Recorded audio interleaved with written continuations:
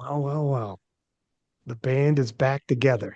And despite the fact we got a Canadian, an American in Kiwi land, a Kiwi and a Brit, and time zones and we're in different days, the whole nine.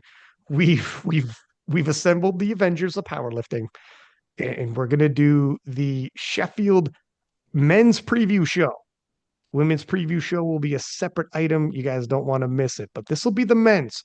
So off the top, how we're going to do this, I'll swing around the table and get the picks 4 through 1 from each of these esteemed co-hosts.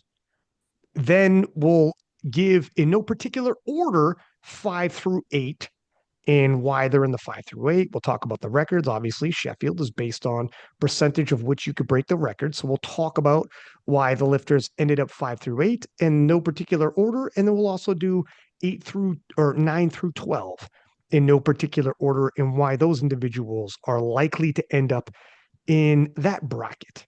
And then I'm going to swing around the table a few times, ask you guys some key questions of Sheffield 2025 on the men's side. So, Amelia Potter, Eric Helms, Matt Gary, Rory the Lynchpin. With no further ado, let's get the number 4 from Eric Helms. Oh, you made me start. All right. I have Kasim Sand in number 4. He is looking really good. He's obviously coming off of fantastic performances, but he is facing some very, very impressive potentials for the top 3. I don't think he's going to be far behind the top 3, but I think he's going to be able to perform very well. And he's my 4th place pick if he does well on the day, which I think he's shown that he can do. His training's looking really hot. I think he hit 740 not too long ago, if we kind of look at the history there. And if he is good for that, I think that will put him in a position where he may place ahead of some other people who would be vying for those top spots. So yeah, that's what I see. Interestingly enough, the 66 kilo class has a lot of really, really good lift specialists who set the individual records. So I, I don't think he's going to have a really confident shot at breaking any of the records. I think he's too far off the squat. He's definitely too far off of the bench press from Eddie Berglund's record. And sorry, the bench from Eddie Berglund's record. And then he may have a shot at the deadlift, but at this point, I think he is going to be trying to, at that point where he would have that option, he's going to be looking at running his own race and just trying to secure one of those top positions is kind of how I see it playing out. So that 740 in September, not long ago, but wasn't entirely sure. So little inside baseball, I checked in just to see. And Kasim Sand said, we're all good. I'm paraphrasing. We're all good, and it should be a big day. Not looking to jinx it, but we are healthy. We are strong. And the impression I got is that 740 is still there, holding possibly more, but we're going to have to see, obviously, the day of. That's one of the stories of the 66s for all of these gentlemen, from Kasim Sand to Penna to obviously Shell. How do they hold up after the water cut? Because gym totals, particularly in the 66s, can lie to you. Makes it interesting, makes it dicey, makes it very difficult for your picks. Rory, who is your number 4? So my 3, 4, and 5 were really, really tight. And my sort of picking between those 3 placings. And I don't want to give any spoilers. So this is just a little bit of a preface. My 3, 4, and 5 were really, really tight. And as we know, like a lot of, this is sports. Stuff can happen on the day. Heck, stuff can still happen between today and the day of that's going to significantly impact the results on the day. So not meaning to, slight anybody by bumping them out of 4th or anything like that. But so in my 4th place, I am picking Ashton Rusker. And this is a little bit vibes based. So his best total historically is over the world record, which is a good starting point. Um, and I guess one mark against him that I do want to bring up like immediately is that it does seem like he injured his arm relatively recently. I think it was November. And he has been benching again, but he certainly has not been benching to his full potential again. I think the heaviest that I've seen from him was a close grip 180 kilograms, I think. And I think that may have been with band support as well. I don't think that was like completely raw. So aside from that, he has been posting a lot of sort of like reasonably sub-maximal training. I believe that he typically does his heaviest work sort of like five or so weeks out, and then has like a reasonably long taper period compared to many of the other athletes. But if he comes in close to his previous best, which I think is possible even with his injury, I think that brings him in a little bit over 102%, which I think will be good for about a fourth place finish. And yeah, I mean, well noted. Everyone's seen that injury he took. It looked like he might even be out for a second there. He's back. He looks confident in his captions and his posts. But to your point, we're not seeing all of it. It's difficult to tell. Is he 100% back, halfway back? How this might affect him. Amelia, who is your number 4? So yeah, similarly to Rory, between third and fourth and like seventh, I really struggled to put them in an order. It is really, really tight this year. Actually, to put anyone below, I think first and second who seem, if all goes well, pretty far in the lead. I think it was quite hard to scale them past that. Um, I did finally land on someone, and the person that I have in fourth is Gustav, which might surprise some people. I think based on how phenomenal he was at Sheffield last year at Worlds, I think he is phenomenal, and I think he'll have a great performance.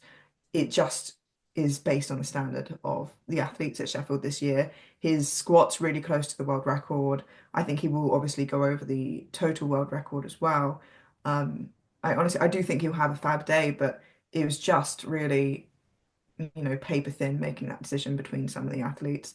Um, his training's been really good. He's been smoking his bench and his squat and his deadlift. But it really just was who fell outside of the podium for me. And that's it. I think he's still gonna smoke it. This would be your penultimate choice before the podium. Yeah. You like using that word, Diet. That's why I threw it out I there. picked up on that, yeah. About 20 times per commentary session, yeah. Okay. Matt, who's your number 4, sir? Hirens Kangamu is my number 4 pick. I know it's raising some eyebrows. I've been privy to some, as one of the newly minted British coaches, I've been privy to a peek behind the curtain, if you will. And I think it's pretty clear that Jurgens is exceeding his own previous standards in training. He's now hitting lifts that he's never done before, and he's doing some of them for volume work. And so, we think of Jurgens as this very seasoned lifter who's been doing this for quite some time, and we often talk about rates of adaptation and who's got the highest ceiling and so on and so forth. And it's almost like he's unlocked some sort of cheat code or some sort of additional gear, and it's now his ceiling, at least in my mind's eye, has increased. And I think he's got room to grow. And I think, we saw evidence of that at Worlds in Lithuania when he hit PBs in every discipline and quite a large one in the deadlift with, oh, by the way, plenty left in the tank. And particularly in the deadlift, where I think that trend has carried forward. I think Jurgens is going to surprise a lot of people.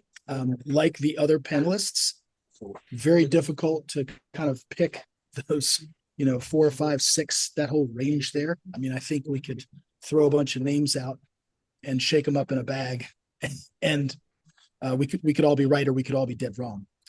But one of the other things that I also looked at, and I just wanted to throw this out there because I know you all like data, we have 2 Sheffields to go on.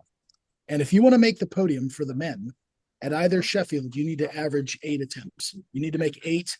At least last year, you had to make 8 to make the podium. Gustav won with 8 attempts. Every other winner at Sheffield has made all 9. Now, Gustav last year won with 8 attempts because he missed his bench and then he went up anyway. So that's kind of like one of those situations where you could almost count that like an 8.5, right? It's not really a miss. But if you want to make the podium, at least on the men's side and on the women's side, quite frankly, you got to be making a minimum of 8 lifts. So I also look at those trends and I think to myself, who is it like to make that many attempts? And who is it like to be less reckless, if you will? Because we all know that Sheffield incentivizes breaking records. And so, I've just got Jurgens making a lot of attempts. I think he's scratching the surface and has made some tremendous gains, and I've got him as my number 4. Matt, if everyone's just on the audio only, is wearing a Team Britain shirt right now. If that's yeah.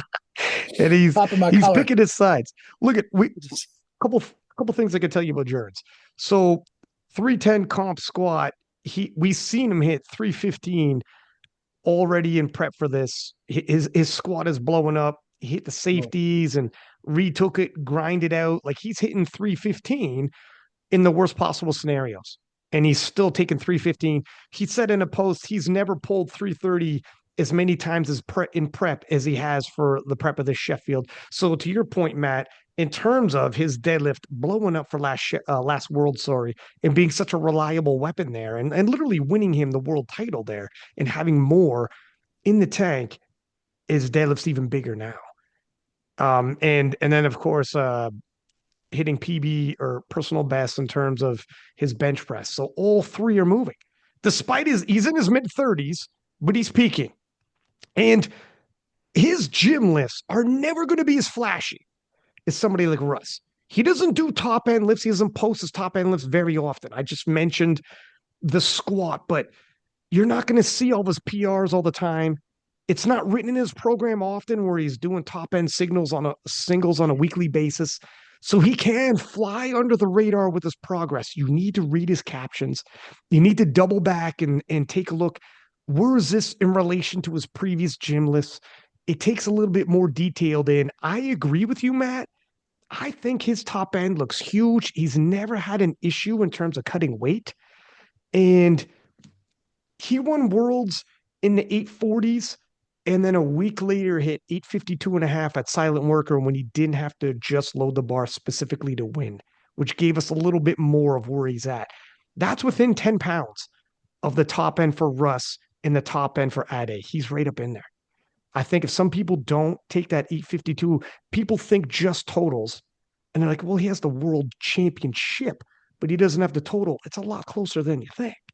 A lot closer than you think in terms of that on any given day. So, and he's a seasoned veteran. He doesn't miss often.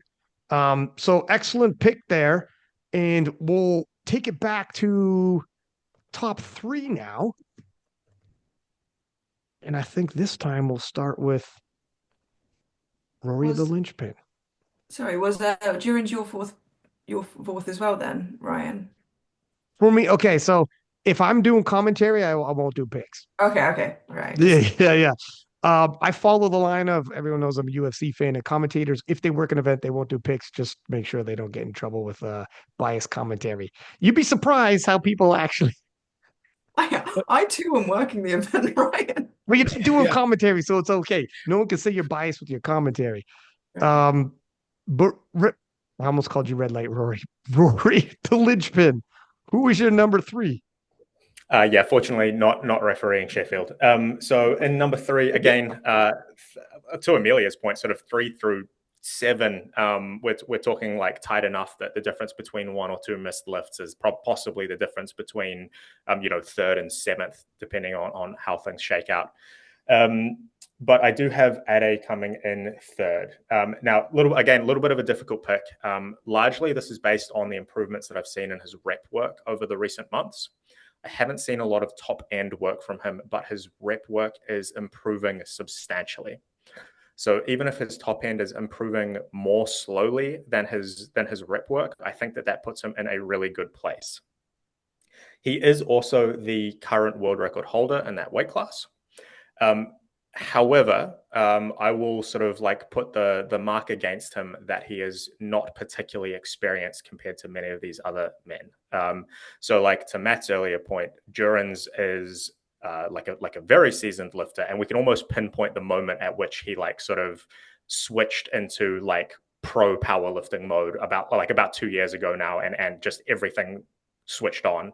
And so for somebody like Duran's, I just fully expect him to come in and go 8 for 9 or 9 for 9. Someone like Ade, I don't really know. He's got, I believe, one international meet. However, it was a very like small international meet. That definitely counts, but it's not the same as going to something like Worlds. It's not the same as going to something like Sheffield. And so being able to perform under that kind of pressure and that kind of scrutiny, I think is not something that we can guarantee, even though he has the advantage of like not having to travel the same way that some of these other men do have to do. Yeah, look, you got a lot of good points here. A couple things I like that he was at Western Euros. International refereeing, international standard. That's good. He's tasted it. He knows where the strike zone is. But on the flip side, while that was international, it was really closer to a local meet feel in terms of depth of competition. Whereas the other 83s and the other world champions, period, on the men's side have been at worlds, battled it out in very close battles, and it's going to feel entirely different. Entirely different. How that affects him, not sure. We're going to see. I will echo, yeah, he is hitting some rep work. I mean, his deadlifts, and I mean, he's hitting PBs on the volume work, and that's he really does do a lot of volume. He's kind of like Jerns. He can fly under the radar on you because he's not showing all of his top end singles. Where a guy like Russ, he's going to show you some of his top end signals, so it helps out. But one note: when Adi was on King of the Lifts, he said, if any of these guys are going in the 870 range, that doesn't scare me. Unless you're aiming for 900 kilos, we're not jogging side by side. Now, that's paraphrasing, but that's some strong talk. Is it strong talk? I don't know. Is it overly ambitious? I don't know. It's a matter of fact. That is either reason for you to say, I'm picking them high, or could be the opposite. And you're anticipating, to your point, Rory, maybe, and I know Matt, obviously, with you have to go 8 for 9 or 9 for 9. Will he be overreaching, overzealous, and it's a little too much? And it sounds like a reason to pick against him. I don't know. It's exciting, though. I'm glad he's shooting from the hip. How about we throw this one to Amelia? Yeah, and very quickly on Ade, he did compete internationally as a junior, but definitely does have lesser experience. He That's competed right. in Sweden, I believe. But yeah, Of course. Yep. Thank you. it's a very impressive. But my third I have is Kasim Sand, uh, for all the same reasons that I believe Eric said for his fourth.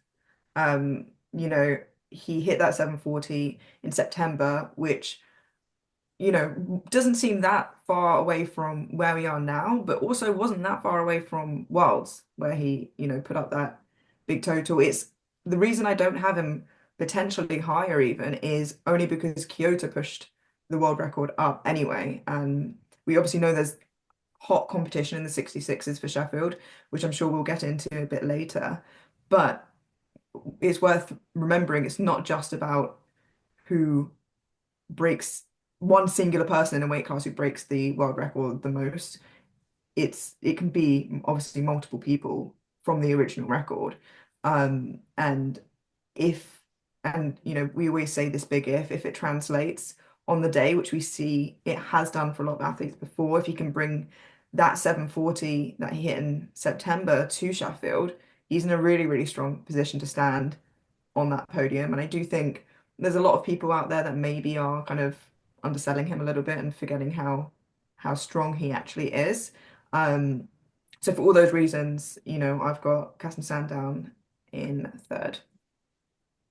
The note on Kasim Sand. At Worlds, people suspected he had more in his deadlift. You obviously are going to load up exactly what you need to win. Why would you load up even half a kilo more? So he loaded exactly when he needed. He's going to go all out at Sheffield if he wants to make the podium, if he wants to shoot up the ranks. he's going all out now. What does that look like? Is that 740? Is that 745? Is he even stronger than that? Oh, are we getting into the mid sevens? Maybe. Kasim Sand also came on the podcast, and when he heard Shell was dropping to 66s, Kasim Sand, the reigning world champ, was not backing down, and he straight up said, "That's fine. 800 kilos was always the target, anyways."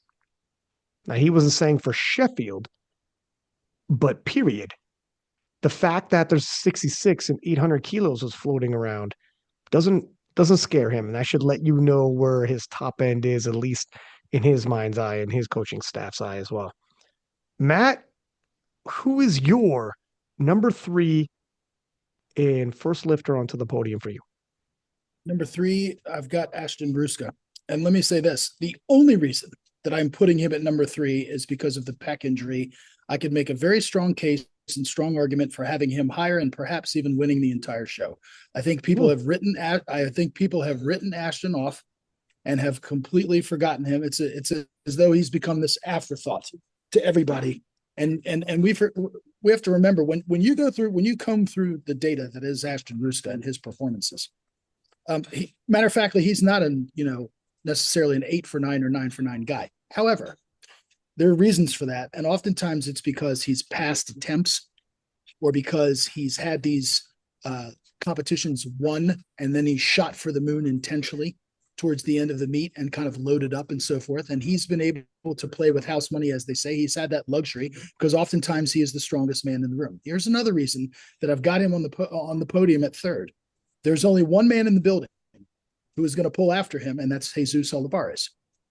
So he is going to have the luxury, okay, if Marcellus comes in and they've got a good game plan. And as Rory said, I mean, clearly we don't anticipate Ashton to bench 215. That's his PB.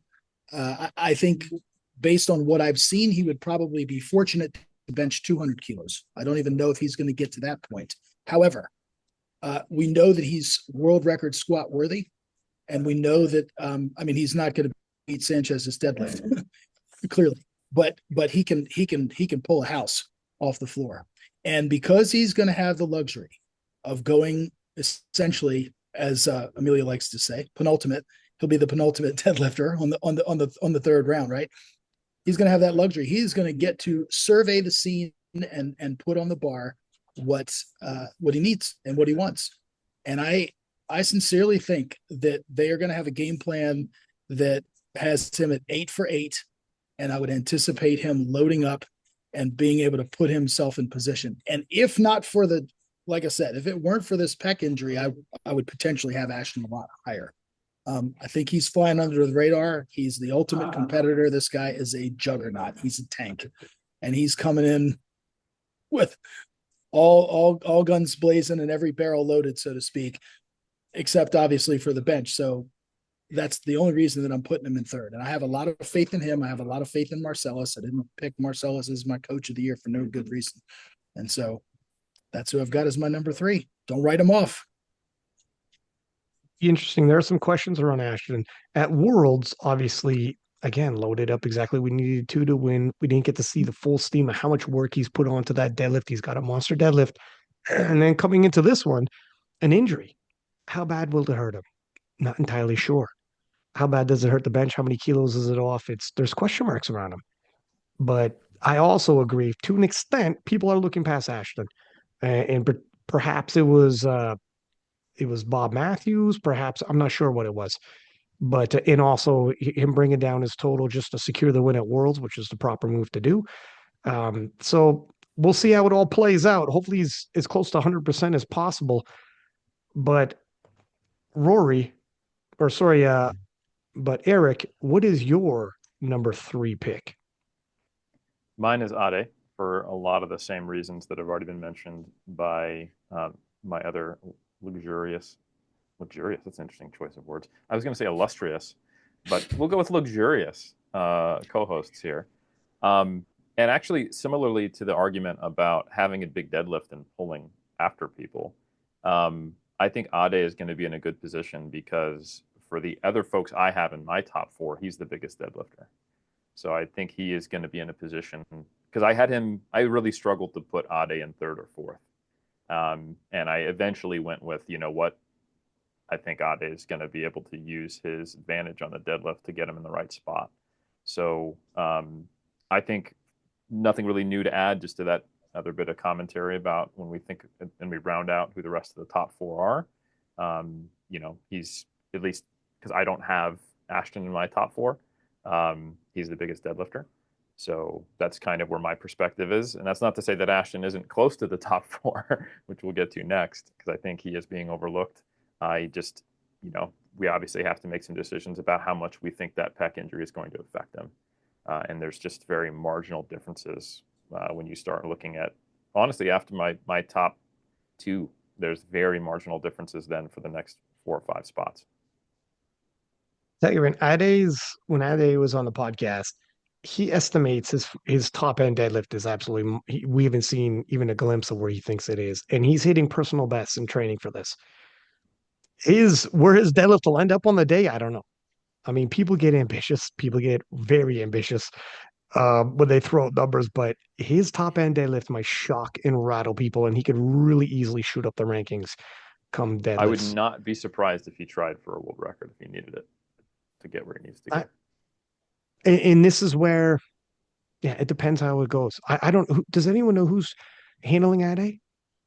Yeah, Jason Corkman and Alex Pearson Jones is handling Ade. So They are good two of the hands. junior coaches, and so they coached him on the junior team, so they've got a good relationship already, know him quite well. And yeah, I mean, I just want to say really quickly about Ade as well. The only reason he wasn't my 3 or 4 was because and obviously we'll get into this a bit later, is because the 83s I think are going to push each other so hard, and like you said, they might put a record on to pull what they need. And I think because there's such a storyline of the 83s, there might be that temptation to, you know, see who comes on top of the 83s, who's crowned like king of the 83s. And, you know, I do urge them, the coaches and the athletes, to focus on the prize at the end instead of fighting for that. But that's the only reason none of them are in that 3 or 4 space for me. Well, I mean, you raise a really good point. For me, if I'm Russell Orhe, I just want to crush these 83s. I would prefer walking away, beating every other 83 in the room and being one slot lower. That's the way I look at it, honestly, off the top of my dome. But everybody's different. Yeah, I was just going to add, each one of these 83s in my mind's eye has a very different perspective about how they're going to probably approach this competition. Right? Mm. Clearly, as you just said, Russell Orhe coming off of a historic upset, a historic loss in Lithuania, he probably wants to prove, hey, I'm still that guy. Right? Mm. So he's definitely, I would think, going to be tracking the other 83s. Are you kidding me about Jurgens? Please, let's continue to put some respect on this man's name. He is the current IPF world champion. Okay. There is literally no pressure on that man. He's just got to come in, run his own race. And I know that Ade is in a different perspective. You know, he's the world record holder. And he wants to prove that he has that record for a reason. And I just don't think that his deadlift is as far ahead of Jurgens' best deadlift as we all think. Ade pulled 363 at Western Euros, and it was comfortable. It was easy. I think we all saw that and said, you know what? He's probably got another 7.5 kilos. But I'm telling you right now, Jurgens has got plenty more than the 350 that we've seen. So Yeah. Really? Oh yeah. Yep. Okay, and, go ahead. And, go ahead. And look, and I'm not going to let any additional cats out of the bag and so forth. I'm going to, play my cards close to my chest here and not release stuff. I'm just saying that Jurgens is a lot stronger than people think that he is, and there's no pressure on him. And to Ade and Jurgens' benefit, literally zero travel. They're there. You know what I mean? Yeah. They're going to have they're the hometown crowd, the hometown favorites. They're going to have all that support on their side. And so I think it's going to be just an amazing show. But I don't think Ade's deadlift is as far ahead of Jurgens as we think. Now, I could be proven totally wrong. I mean, if he winds up pulling, 380 something, then I agree with you on everything you said except that piece. I think Ade does pull around 380, And I Okay. think it's considerably heavier than Jurns. However, I think Jurns as a 3 lift is a bigger threat than people think. And that I Right. agree with you. I think Jurns' top end 3 lift, his total is in the end, it's going to be based on your total. Yeah. And I think Jurens, for sure, he won the major showdown of the 83s. He is the world champion 83. Come in and Yeah. look to place as high as you can in Sheffield. Flip That's side, it. Russ. I think Russ, it's the opposite. It's I need to regain my foothold as I'm the guy. I am That's right. Mr. 83. Whatever. If I'm fourth or fifth at Sheffield, people won't remember, but you will remember if I'm the king of the 83s again by beating the reigning world champ. This is his rematch. This is the one. This is the get back. I know it hurts him. So, It anyways, if sorry, go ahead, man. it just feels crazy to me. I think all the 83s that are competing at Sheffield are insanely talented, and which is why I have such a hard time separating them. But it's crazy to me that Durans did what he did, and there were a bunch of British people that I think expected it, and the rest of the world was a little bit more surprised. But it's crazy that he did that, and he continues to show how strong he is, and there's still people kind of sleeping on him and how strong he is and what he can put out there. And I guess same with Russ, who has shown on multiple occasions that he's strong enough to do that. So I mean, I feel like we could record a whole podcast just on the 83 storyline alone, Let's do it. Let's do it. Let's but scrap it all. Yeah, it's yeah. So I'm going to throw it to Eric and grab his number 2, but I'll just say this about that. When it's this tight, it isn't totally people sleeping so much as maybe a tip of the hat for the opposition he's facing and just how special that is or how special Russ is or whomever else. I don't think it's a slight on Jurens, but if someone's picking against Jurens, because yeah. And let me just say that because some of you guys will be picking against them, and I don't when you do these picks, people like you shitting on me, you shit talking. I've already had people in the DMs telling me, why are you guys shit talking so and so? I'm like, we never shit talk anybody. We just don't necessarily pick certain people all the time. But you gotta pick someone, and they're all world champions. Eric, who's your number 2? Kind sir. Yeah. First, I got to speak on that as well, because in my predictions, and I know we're only given our specific spots for the top 4, all of the 83s I have hitting new competition PRs, which I am guessing at where they're going to be based upon that. So just to be clear, like I have optimistic, hopeful, and very positive things to think about Ade, Jurens, and Russ. But then ultimately, I've got to go, well, okay, then based upon that, who do I think has a higher top end, and who do I think is going to go 9 for 9, and who is a better deadlifter? All those things that come into play. So just to echo that point, Ryan, you can think all these 83s are going to have a phenomenal day, but ultimately you then have to predict because all of them are on interesting upward trajectories for different reasons. To Matt's point, one is going, no, I am still that guy. One is I'm the new kid on the block, and I'm going to show you what I can do. And one is going, no, I'm the reigning champ. I've unlocked a new key. So we're going to see an incredible thing here. And I think you can be in all of their corners, but ultimately someone's got to have a higher percentage of that world record than someone else, right? So that is why I had Ade in third. And it doesn't necessarily mean that I think that Russ or Jurens are not going to do well. I just think this is Sheffield, So anyway, with that, cope and preloaded John defense. Hack pulling you aside is still in the back of your mind, is what you're saying. Listen, I've already got John Hack and Leah Babwa trying to find That's out right. my address. I don't need 2 of the 383s to also do that with me as well, Fair. I'm not going to be allowed back in the UK pretty soon, and we've got problems. So, my second place pick is none other than the illustrious Austin Perkins. And I think the only ones I was really confident, were my top 2, and I am pretty confident in their order as well. So I think Austin Perkins has the second place in a lock, even if he comes in and kind of just does what we've seen him do, which is, of course, incredible, generational, and it's the best thing we've seen in that weight class since, when Taylor Atwood was at his best. He's secured that spot, and if he reaches above it by a bit, he's still in that spot. And if he reaches really far above it, based upon my estimations of who's in number one, he's still in that spot. So I think Austin is going to be able to be smart, run his own race, focus on his lifts, and he's going to be a lock for number two, which is very, very, very respectable. Let me ask you a quick question here. Where do you think Austin's total is going to land? I would say probably 855 to 865. And does he out total any of the 83s with that?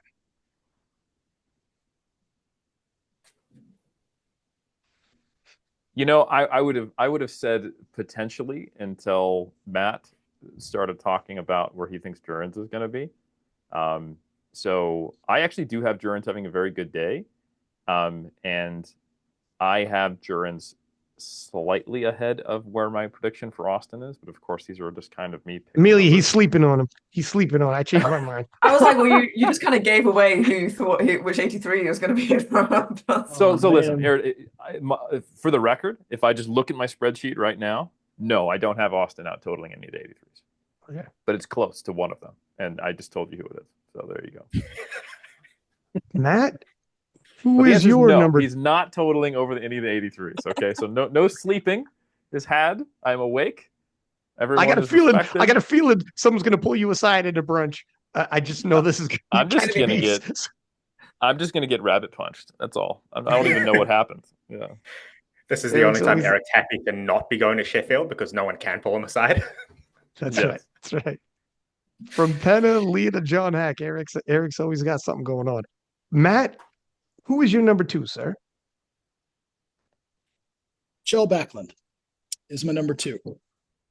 And so I know Eric and I would probably go back and forth on this. And clearly Eric has far more nutritional wisdom and weight making wisdom and knowledge than I will ever have in my lifetime. I'm in the show and prove. I think this is the show and prove business, and we just haven't seen him compete at 66 kilos and 69 and 70. And everybody keeps saying, well, he's a water cut away and this, that, and the other. And so I just think he's going to be a different human being when he comes down to 66 kilos. And, yeah, I mean, I'm obviously revealing who I'm probably going to, who I'm picking at number one, because Eric and I are essentially flip-flopping. But yeah, I've got Chell at number two. I do believe he's going to make weight. He's got one of the best people behind him in his corner in the business, in Kedvik Kwan, handling that aspect of things. And so I'm confident that he's going to make weight. And he also has the advantage of having an extra roughly 30 to 36 minutes because he's in the second flight to reconstitute, to recompensate, to hydrate, all of these different things. I want to see it. And I don't think he's going to hit, I mean, the most he's ever totaled was the 815 that was done at 74. I think we can all agree that Chell Backlund, respectfully, I'm saying, I love Chell. He's a legend, all these things. We know that he's not totaling 800 kilos. So that's not going to happen. And so the question is how much is coming off of that? And I just think more is coming off of that total than people are willing to admit. And so, yeah, I've got Chell at second. I think that the individual records are probably off the table, at least in the squat, right?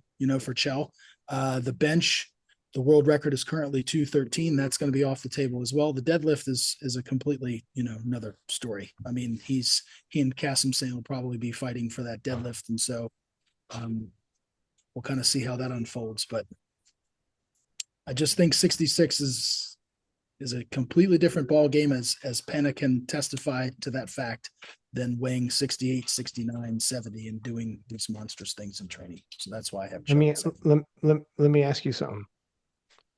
How often you and Penn have been talking on the phone, Playboy? Be honest with me now. Be honest with me now. Brian's like he's cheating on me. Let me ask you something. That Penna podcast hit. Well, and what Penn has said in that podcast were my feelings as well. And I have a lot of faith and the utmost respect for Chell. I mean, if there's anybody that can do it, he's the guy. I do believe that. It's just you got to come out and do it. And we'll see. I just think more is going to come off that total, and I'll be the first one to eat crow if I'm wrong. I just think more is coming off that total. I think that's all. Interesting to me that you said he might be getting like that when you're talking about the individual world records. I thought Yeah. for sure the deadlift, but you're thinking it's even maybe even neck and neck with Kasim. But I don't know. His deadlift looks solid to me. Yeah, no. I'm not saying neck and neck with Kasim Sen. I'm saying there's two people that have that the world record deadlift capability, and certainly Chell's one of them, and Kasim Sen as well. Okay, Yes, got you. certainly. I But mean, Chell, youth, and oftentimes when you lose weight, when you get leaner, sometimes the deadlift can go up. I don't think we're going to see that in this case. I don't think we're going to see Chell pull 340. He's not pulling right. 340. I think more has come off that deadlift than we think. So we'll see. But yeah, I would be shocked if he doesn't walk away with the world record in the deadlift. But this is about winning Sheffield. So So talking about Shell, he's hit 265 as a squat. He's hit 207.5 bench in late November. Now that's to your point. He hit 330 in November. He hit 340 while slightly over 70 kilos. But again, the last few kilos are we got to go all the way down to 66. He hit 797.5 at 68.5. He hit 825 while being a little over 70 kilos. But this is a little look at the spread between 797.5 and 825. That's quite the freaking spread, my friend. And the 70 difference in kilos is body only weight. halfway. 70 kilos is Sorry? only halfway, right? Like, so he Right. did that halfway to the next weight class down. And he's got the hard half to go still. that's right. The hard half. I like how you frame that. Also, again, how often you've been talking to Penna? What's going on here? Let me see what your undershirt is. It France? Well, Rory, you go ahead. Tell us who's. But these are good points. This is good. Wow, this is interesting. That somewhat threw me for a loop. But Yeah, I think everybody. I think when it was announced, I mean, when this was announced, he was coming down to everybody just said, "Oh, well, Chell Backlund's won this thing." I mean, give me a break. We can't just anoint him. He's got to actually do the thing. So, right? He's got to actually come. He's got to show up. He's got to make weight. He's got to make lifts. He's got to go 9 for 9. Because I mean, we talk about these super totals for all of these people. The super totals don't happen if you make 7 or 8 lifts. They just don't. So you have to make 9 attempts. I feel like in the same way though that people assume that he's going to be as strong, maybe you're assuming that he won't, and so there's going to be a middle ground for both of those things. And of course we've seen it go badly before, but the current reigning female Sheffield champion would say otherwise. So, I'm not saying you're wrong. You make some very, very good points, but also you're just sitting on one side of the fence to the other people.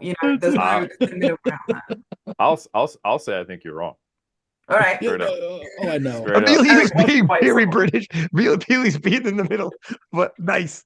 But I don't know if we want to jump ahead to me and just say my thing or because let's wait a second. All right. Let's wait a second. Okay. But I think you and Amelia got some good points. Yeah, we'll dive into it. And Okay. I like that we have people on two different sides of the fence. And I like that we can have a discussion on this. But Rory, let me get your number 2 before we go deeper into this. Yeah, look, so I'll say my pick first. I'm picking for number 2, Austin Perkins. I'll talk about Shell in a minute when we talk about number 1 picks. Spoiler. So I've got Austin Perkins coming in number 2. I think the 207 that bench that he hit in training recently was sloppy, and I don't think he's good for that on the day. But it does look like he is on an upwards trajectory. I don't have him out totaling any of the 83s, but I actually have him reasonably close. So I'm projecting actually a very similar number to Eric from before. So I'm projecting him. I think Eric said 865 was his top end. I've said 867 as his top end. But I have about 872 as the floor for the 83s. So I don't think that there is a lot in it, but I'm sort of using a slightly discounted bench based on the fact that his butt was nowhere near the bench on the 207, which probably means maybe 202, 205 on a great day for the bench. But that still has him coming in at a little bit under 104%. So based on 867.5, that has him coming in at 103.77. And of course, that exact number can, fluctuate a little bit depending on exactly what numbers he ends up hitting. What question actually? We're throwing numbers out there. Before I grab Amelia's number two, Matt, what total did you think? What total did you think Shell would likely get? 755. Perhaps. I mean, if you want me to give you a range, I mean, I think you're going to need 4% to win on the men's side. It's my prediction. So we could that 4-ish% is roughly. So when you start playing with numbers and playing with math, Shell would have to hit a 755 to get to 4%. I believe it is. And so if that's right. And so I like what Rory said about Austin being about 867. I've got him about that 870 or whatever. So I've got, I mean, I think Chell could go a bit higher. I think he could surprise me and make me eat crow, and that would be great. Can I say crow many times? Okay, so all right, I'll hold up. I'm gonna hold up. Eric's chomping at the bit. I can't wait. One thing, so 755, I'm telling you right now, looking at Cassim Sand and Penna as well has hit 730. He's a far more vulnerable 66 if he's a 755 in Daniel Clements from the US. Like he's a vulnerable, maybe isn't the word, but much more human 66 if 755. Eric's shaking his head like he's so Daniel disgusted Clements at isn't this. competing at Sheffield as well. Just to throw it out. But just as a whole, for like, I won't get off of Sheffield. I'll stay pinpoint, but just as a whole in the 66s where we're talking about this guy coming down and rearranging what the 66s look like. You don't think so? You're thinking, go ahead, man. How many people actually hit the numbers that they claim to hit? One person. Agatha Shitkin. That's it. Right? Conversation's over. Everybody else talks in these grandiose totals and these grandiose terms, and these super totals and super numbers rarely happen. Rarely. Every once I in a agree with while. Matt. When people come on the podcast and they say, I'm going to hit whatever total, I immediately bump their total down because they're going to, I think that they're way more likely to make pick aggressive attempts, not make them, and then lose the kilos off the total. That's right. So, all right. Amelia, who's your number two? This is going to be a great number one. Who's your number two? Could you imagine if it just was neither of them? Holy shit. Both bomb out. Yeah. I have Ryan down as my number two. 0 for 3 on squats, no depth. Get out of here. Yeah. I have Austin down for my number two. I won't hold the crowd too long from the Eric v. Matt boxing match that we want to see. I'm just going to reiterate really what's been said already. He's already squatted well above the squat world record. We know that we've seen him move that total around in training very easily. I know everyone says, can't just do it in training, you have to do it on the day, but he definitely didn't show his full potential at Worlds. I think he got closer maybe than people were expecting. I think they expected him to sandbag it a little bit, but we did see him actually push himself because of Chow.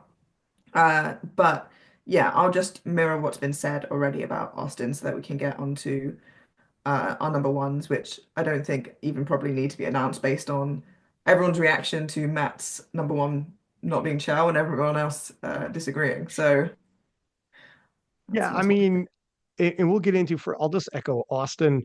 He's been at international level, even back in the university cup, and he's been doing this for a hot minute. Depth has never been an issue. He hits the standard, and he's a solid lifter, and I think he's got much more in the tank, and he's in his prime. So not only do he have more in the tank of Worlds, but he's probably gained more steam since then. So I think we're going to see some very top end stuff. It's just a matter of, is the pound for pound king and best lifter of the world championship going to have a big enough total to beat Shell? And this is where I'm going to throw it to Eric Talk to me. What's So I going on think here? here's what's going on, Rory. This is a question of not directionality, but magnitude. And what I mean by that is, yes, his total is going to go down, but we have to think about how much is it going to go down. And I think we talked earlier about what do we think Austin's top end is, and it's at most 870. Is kind of where we're all landing. I had it 865. Rory said 67. Matt said, hey, maybe 870. And then how much do we think Shell is going to lose, right? So from 815 to go down to 755, that is a 60-kilo drop for losing 3 more kilos. Let's say that happens. 755 still beats 870 by a little bit on the actual percentage over the world record. And I think that is I agree. He's going to not be able to maintain all of his strength. Lifters talk big game, high 700, 800 totals at 66, and they lose a lot. But do we really think that he is going to lose more than 60 kilos off his top end? And I just don't think it's going to be that much. I think even if we go, oh man, this is rough, it might be 760, and then he's not getting touched. And I think there's a real possibility he could be at 775 or 780, So I agree that his total is going to drop. It's not going to drop 20 kilos for every single kilo he drops from here on out, because that's what it would take for him to fall all the way to the point where he's touchable by Austin. If Austin has a 9-for-9 day and does the best thing we've seen and blows his old total out of the water, I think even if we stretch, and I think it is a stretch to say he's going to fall all the way to 755 and that Austin's going to rise to the occasion and hit 870, Shell still wins by a little bit. So I have a tough time seeing his cut impacting him that bad, or Austin rising to the occasion to that degree at the same time. So it doesn't add up to me to where Shell isn't able to do something well here. And this is a bet. I will agree here because he's never competed before in this. But I think when we think about the players involved, the coaches involved, the people working, and what we are seeing thus far, and the fact that he is a deadlifter, and that the deadlift is the most stable thing to hold on when you cut weight, I think there is a lot more potential evidence that it does require a prediction than we're giving credit to for him being able to put up enough. And I think there's not a single 66 who can threaten. I don't think a 755 total is that human at 66. I think that's a very, very big drop that I don't actually think is going to happen. And I'm not one to normally plant my flag that firm just so that in a couple of weeks I can potentially be proven wrong. But I'm as confident as a probabilistic thinking researcher can get. I would bet some money on this if there was an opportunity. It might be. And that, because we'll throw some money on this. Let's go. Let's watch me go bankrupt for no good reason. Yeah. Well, okay. So Matt, you heard he thinks 755, and then 870 still doesn't win it for Austin, but I'm assuming then you're thinking Austin more than 870. Let's throw this to your pick then. How do you see it going down? Well, because I've got, I mean, it's no surprise now. I've got Austin winning. I think that the most integral attempt that Joe Stanek is going to have to call is Austin's third squat, because Joe has said this to me. Austin has said it. He and Chance Mitchell are the two most explosive lifters that I've ever seen, ever. Full stop. Those two lifters, the most explosive in terms of bar speed, in terms of just aggressively shifting weight. Having said that, with lifters like that, they're often really fast until they're not. And so it's Joe's going to have to really be surgical with that third squat attempt. And we've seen Austin hit some incredible doubles in training. I can't remember the last one that he hit. It was just otherworldly. His 318 kilograms, 700 pounds for a double.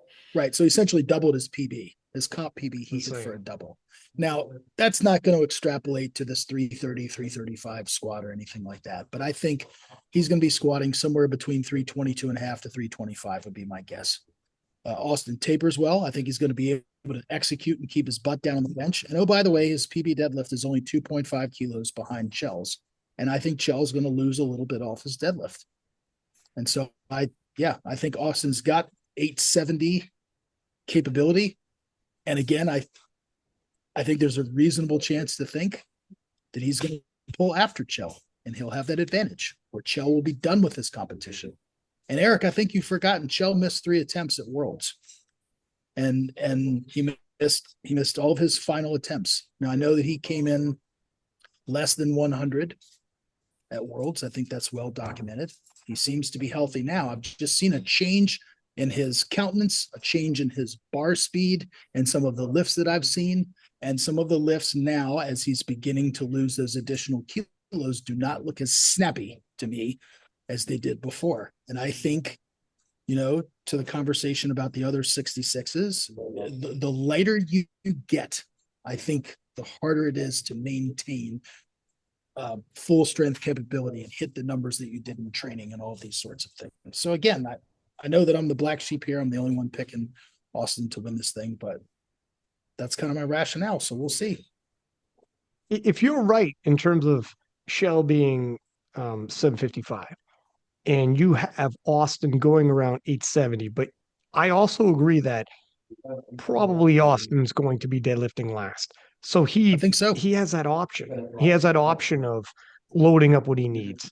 So if it's 870 or 872.5, like to Eric's point, it would have to be that total coming down drastic for this to be in play. But if that is what you're prophesizing, you could see where it's like, okay, if you honestly believe 755, yeah, Austin probably is in the hunt and will certainly have the last say to load the bar to nudge ahead. Make no mistake about it. I'm not insinuating that the bottom has completely fallen, or the wheels are coming completely off for Chell. That's not what I'm insinuating at all. I mean, this guy's going to hit an extraordinary total, but they've both got a 9 for 9. I think Austin is in all likelihood going to pull last. And I think it'll be a conversation, or he and Joe will have a conversation. They'll have a game plan going in. And look, if you're not shooting for first at that point, what are you shooting for? Right? As long as he doesn't probably fall off the podium, because that's where the money changes significantly, is when you come off the podium out of those top three. I think at that point, but if if he has the opportunity, I believe he'll swing for the fences. So, Amelia, split the difference on this. What's going on here? You choose the biggest fence sitter to try and split the difference. Literally, she'll split the difference. Yeah, Yeah, I will sit there. She'll sit on the fence. And yeah, if you say so. So I do have Chell in first, obviously, with Austin in second. I do want to preface this with, if a lot of this is assuming that these lifters have 8 for 9 days, they're coming in really strong, they're doing really well. Obviously, that's what we're all assuming. If there are misses and they're pushing each other, they fail on technicalities, whatever, the people I have in for 1 to 9, I would not be surprised to see any of them on the podium, if not winning, if there are misses at that top end, which we see happen over and over again. So, there is such a high probability that we will see misses and these numbers will be jumbled around. And the way it lands, I would be surprised if I am surprised by the way it ends up, because of how strong it is. Saying that, I obviously, on this matter, if we are talking about people coming in and having good days, that Chell does walk away with the higher percentage of the world record break, because there's just more wiggle room for him to do so with the numbers that he has. It's important to recognize as well, and this can work in his favor or against him, that going down a weight class, especially when you're already in one of the lighter weight classes, also can change your leverages somewhat. Change the positions you're in. And for some people, that's not great, but for some people, like Agatha, for example, it really, really benefited her, and we see it working out really well. So it's really hard to say if that will work in his favor or not. But clearly, I think it will because I put him first. he needs to really lift a margin of what he's capable at, of course, in the weight class above, to just hit, like we said, enough of a percentage to come first. And that's what we're kind of talking about here. I don't think Eric and I expect him to hit his best total ever when he was a 74. That would be a huge ask. Not everyone is Agatha, who can do that, but he needs to hit, even if he loses, you know, 40 kilos off of that, 50 kilos off of that, he's still in a good position to win. So I think it's worth Even if he acknowledging. loses 20 keys off all three lifts, he's still in a good position.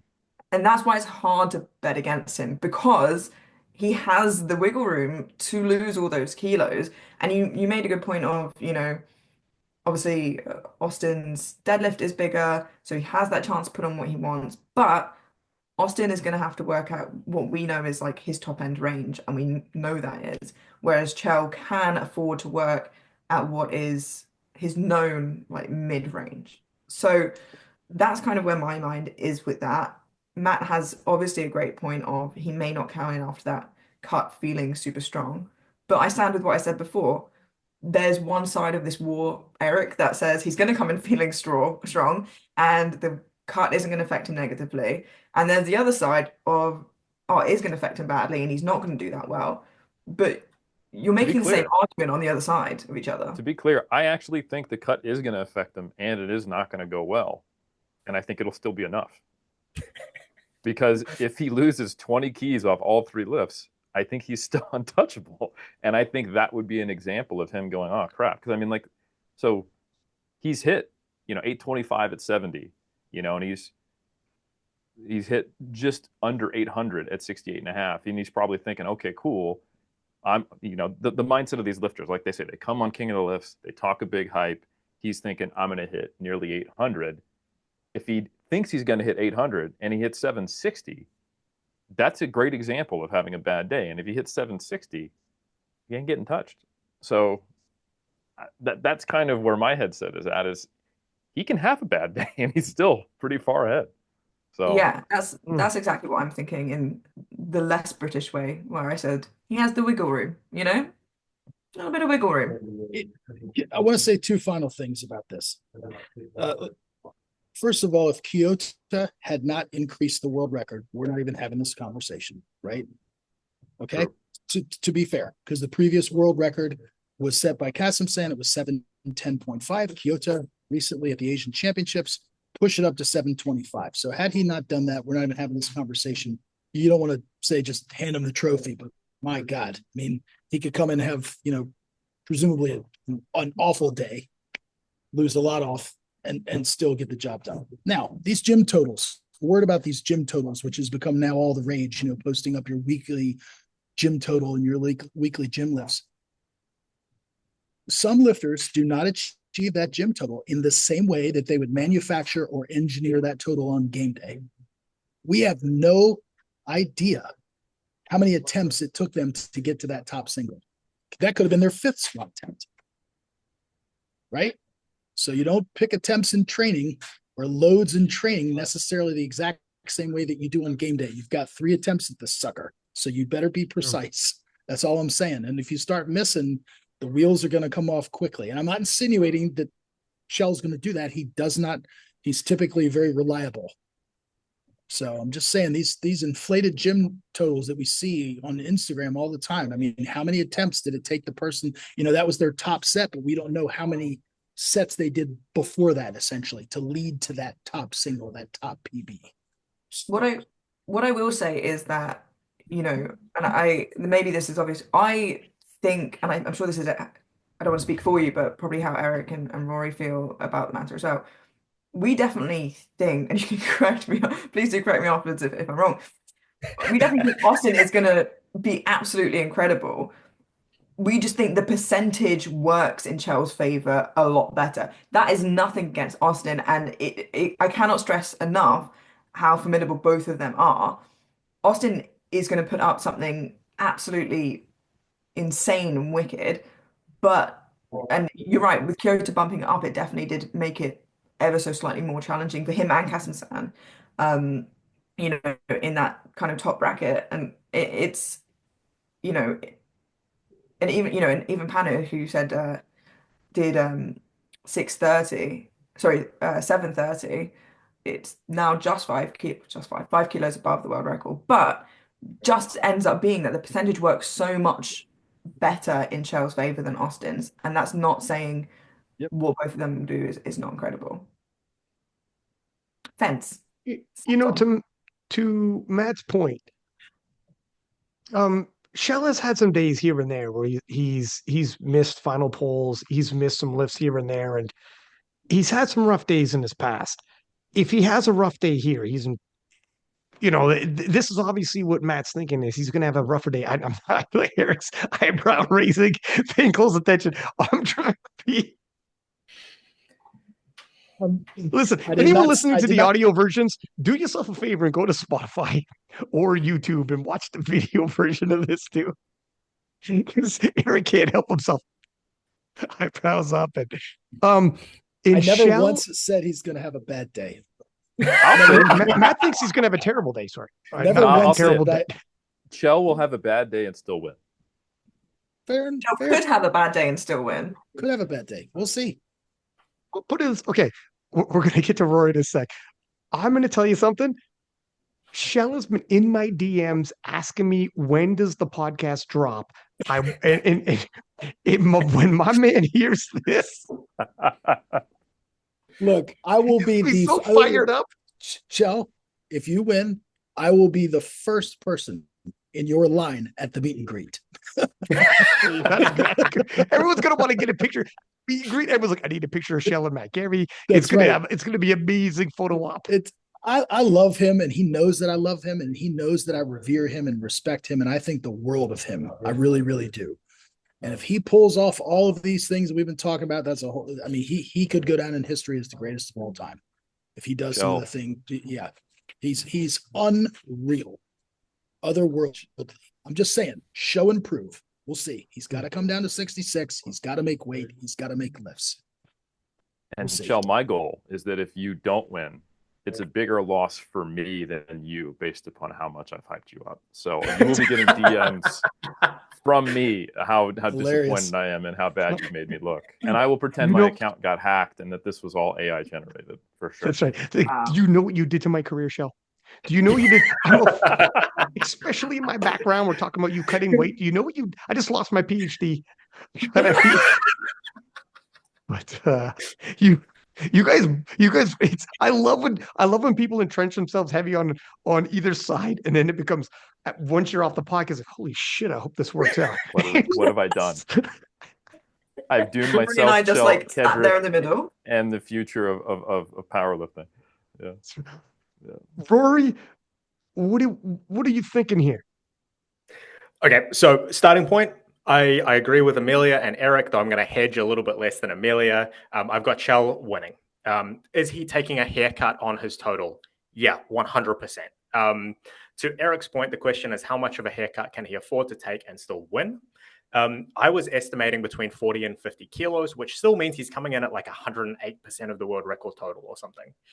So he can take a huge haircut and still walk away with the win. And I think that's helped a little bit, like 725 as the 66 kilo world record total, even though it has been bumped up a little bit recently, is still probably one of the softer world record totals for the men, probably the last remaining like somewhat soft world record total. So I have Chell winning. However, to Matt's point, he is starting to look quite haggard. We're not even there yet. We haven't even got into the rapid weight loss sort of stage yet. We're about 2 weeks out still, and he is starting to look a little bit rough. His lifts are slowing down. I think I saw him on a treadmill doing a weighted vest walk recently. Like he's starting to look a little bit rough. I don't think he's coming in hot compared to where he has been, and certainly not where he was when he was sort of like 70, 71 kilos. When he was sort of 71 kilos, he still seemed basically as strong as when he was 74. But just like the last few kilos seem like this, they are starting to take a toll. I don't know. It seemed like you were hedging a lot. I'm sorry. Shell is going to win with 106% of the world record total or more. Is that better? Yeah, much better, thank you. Yeah. We're okay. Well, first off, Eric thinks if he comes in with a haircut like freaking me and Matt, he's still winning. So haircut or no haircut, my man is. What kind of total do you think he's going to have, Rory? And let me also say, yeah, I think the last 2 weeks it's starting to get tough, and it's going to get a heck of a lot tougher. And a matter of fact, Penn would tell you the last 2 days are the real tellers. And that'll be Yep. interesting because we're going to be in Sheffield and be able to see this live. But where do you see his total, Rory? Somewhere between 770 and 785. That's sort of the range that I'm giving. So if we use the bottom end of that range, if we go 770, that's a 55 kilo haircut off the 825, which that's a huge loss to strength, right? However, that does still have him coming in at. Sorry, let me do that real quick. That does still have him coming in at. I did 750. That was a mistake. 106.2%, which.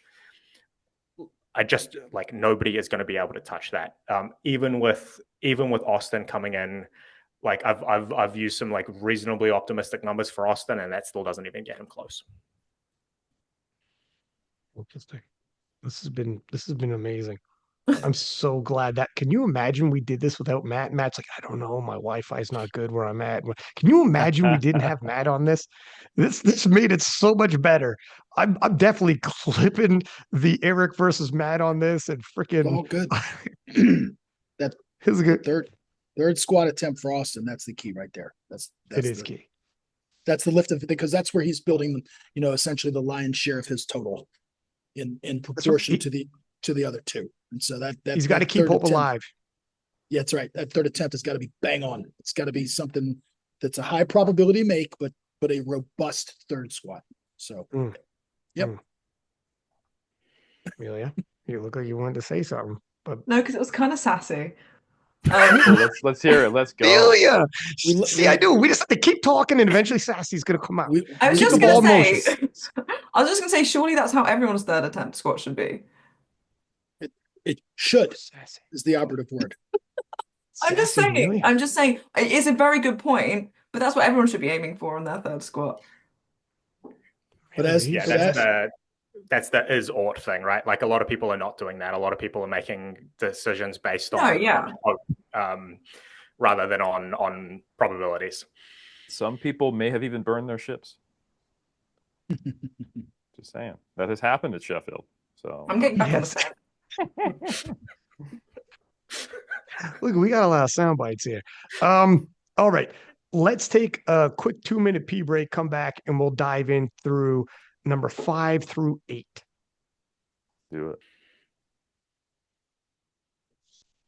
Now we're going to move into the picks 5 through 8.